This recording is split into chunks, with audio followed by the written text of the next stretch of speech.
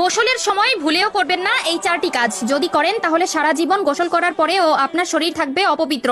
আপনার করা নামাজ, রোজা, তাসবিহ, তাহলিল, এমনকি আল্লাহর দরবারে করা কোনো ধরনের দোয়াই কবুল হবে না। বিশেষ করে যখন আপনার উপর গোসলটি ফরজ হবে, তখন তো কোনোভাবেই এই কাজগুলো করা যাবে না। কেননা গোসল যদি পবিত্রভাবে না হয়, তবে একটানা 70 বছর আপনি নামাজ পড়লেও সেই নামাজের মধ্যে এক ওয়াক্ত নামাজের ফজিলত আপনি পাবেন না, এমনকি আল্লাহর দরবারেও তা কবুল হবে না। বিশ্বনবী সাল্লাল্লাহু আলাইহি ওয়াসাল্লাম বলে গেছেন, গোসলের সময় মারাত্মক কিছু ভুল করার কারণে ব্যক্তির করা আজীবনের নামাজ আল্লাহর দরবারে কবুল হয় না। তবে ভুলগুলো মারাত্মক হলেও দেখতে দেখায় সামান্য। তাই নিজেকে একজন মুসলিম মনে করলে এই ভুলগুলো কখনোই করবেন না। কেননা গোসল আমাদের পবিত্রতার একটি অংশ এবং ইসলাম ধর্মের যে কোনো কাজ করতে হলে পবিত্রতা আবশ্যক। কি সেই 4টি ভুল জানতে হলে না টেনে দেখতে থাকুন সম্পূর্ণ ভিডিওটি এবং ভিডিওটি ছড়িয়ে দিন আপনার সকল মুসলিম ভাই ও বোনদের মধ্যে, যাতে করে তারাও এই ভুলগুলো থেকে নিজেকে শুধরে নিতে পারে, যাতে তারাও জীবনের গুনাহ থেকে বাঁচতে পারে। প্রিয় দর্শক,